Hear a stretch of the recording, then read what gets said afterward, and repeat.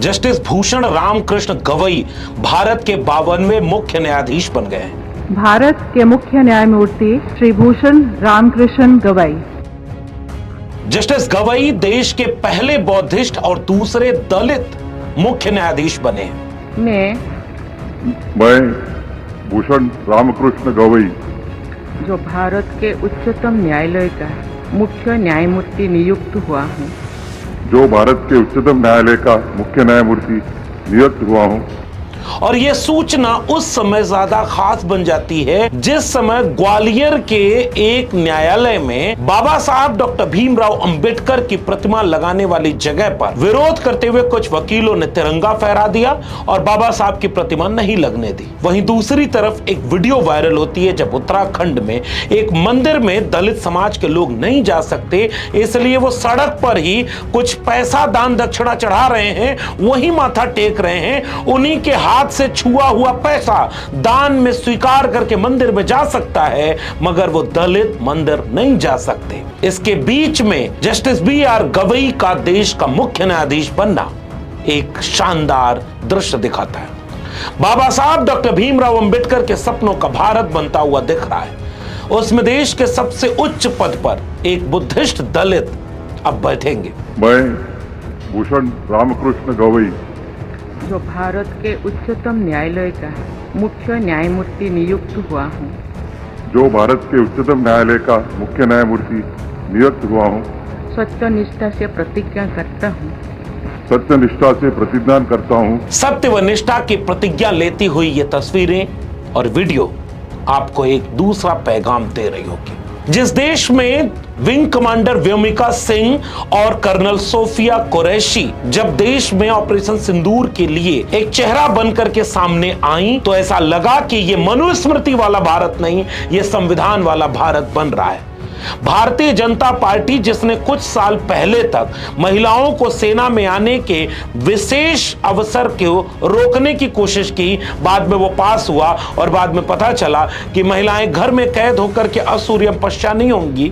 अब महिलाएं देश को सबसे बड़े पदों पर बैठ करके चलाने का काम भी करेंगी। जिन दलितों पिछड़ों को कल तक कहा जाता था कि उनमें मेरिट नहीं है, वो आरक्षण की बैसाखी से आगे बढ़ते हैं और आरक्षण के नाम पर उनकी काबिलियत को हमेशा उपेक्षित और हास्यास्पद बनाने वाले देश में आज एक दलित चीफ जस्टिस ऑफ इंडिया बनकर के बैठा है। बधाई दीजिए बाबा साहब के संविधान को। जस्टिस भूषण रामकृष्ण गवई 1960 के नवंबर महीने की 24 तारीख को महाराष्ट्र के अमरावती में पैदा हुए। उनके पिता आर.एस. गवई एक मुख्य अंबेडकरवादी नेता रहे, जिन्होंने बाबा साहब डॉक्टर भीमराव अंबेडकर के साथ ही बौद्ध धर्म की दीक्षा ली। बाद में चलकर के Republic party of India Gavai गुट के अध्यक्ष बने और उन्होंने अंबेडकरी मिशन फूले शाह अंबेडकर के सामाजिक आंदोलन को आगे बढ़ाने में बहुत बड़ी भूमिका निभाई।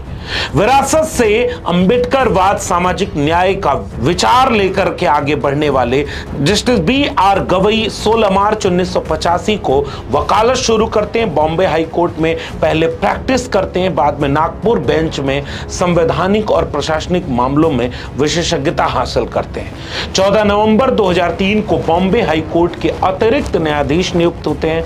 12 नवंबर 2005 को स्थायी न्यायाधीश बनते हैं और 24 मई 2019 को उन्हें सुप्रीम कोर्ट का न्यायाधीश चुना जाता है। जस्टिस गवई की बात इसलिए भी बड़ी खास हो जाती है कि आज वो जब देश के 52वें मुख्य न्यायाधीश नियुक्त हो गए और राष्ट्रपति द्रौपदी मुर्मू ने उन्हें शपथ दिलाई। राष्ट्रपति का राष्ट्रपति बनाया जाना एक अलग प्रक्रिया है और मुख्य न्यायाधीश बनना एक अलग प्रक्रिया है। दोनों की अपनी वजहें हैं और दोनों के अपने कारण हैं। इन दोनों बातों को पीछे रख दें तो यह दृश्य कितना खूबसूरत दिख रहा है कि महामहिम राष्ट्रपति की कुर्सी पर एक आदिवासी तबके की महिला खड़ी है और दूसरी तरफ मुख्य न्यायाधीश की कुर्सी पर देश के हाशिए पर ढकेल दिए गए शेड्यूल कास्ट यानी दलित समुदाय से आने वाले जस्टिस बी.आर. गवई खड़े हैं। ये बाबा साहब के संविधान का दृश्य है।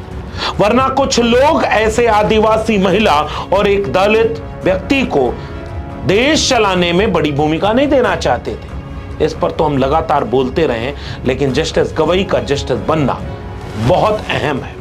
जस्टिस गवई के अब तक के कार्यकाल को जब हम याद करते हैं तो पता चलता है कि नोटबंदी के 2023 के मामले में उन्होंने 2016 की नोटबंदी को संवैधानिक रूप से सही साबित करने वाली बहुमत की बेंच में खुद शामिल होते हैं। जहां एक तरफ 2016 की नोटबंदी को जब सुप्रीम कोर्ट में चुनौती दी गई, तो 2023 में जब उसका फैसला हुआ तो बहुमत की तरफ जस्टिस बी.आर. गवई खड़े थे कि नोटबंदी का फैसला सही है। धारा 370 के संशोधन के केंद्र सरकार के फैसले को बरकरार रखने में एक भूमिका जस्टिस बी.आर. गवई की रही। इसी पीठ ने तत्कालीन जम्मू और कश्मीर को विशेष राज्य का दर्जा दिया। Justice B R. गवई ने 7 जजों की संविधान पीठ में, जिसमें से 6 और 1 के अनुपात से बहुमत का फैसला सुनाया गया, राज्यों को अनुसूचित जातियों के भीतर उपवर्गीकरण बनाने का संवैधानिक अधिकार है ताकि आखिरी व्यक्ति तक आरक्षण पहुंचे।